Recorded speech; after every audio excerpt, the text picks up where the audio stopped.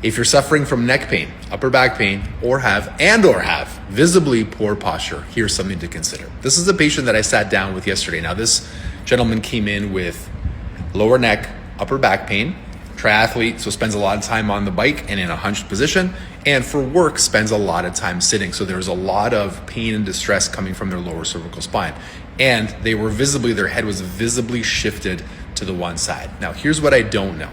It's not enough just to know that your head is slanted this way, because we have to understand what's happening underneath the surface, which is the purpose of the x-ray. The x-ray shows us where the potential stuck or shifted vertebrae are, and we know how to plan based on what we're seeing. So the straight line only serves to show you that the neck is relatively straight, and it looks like the postural stress is either coming from the lower cervical spine or C1 and C2, and the other test will show us more.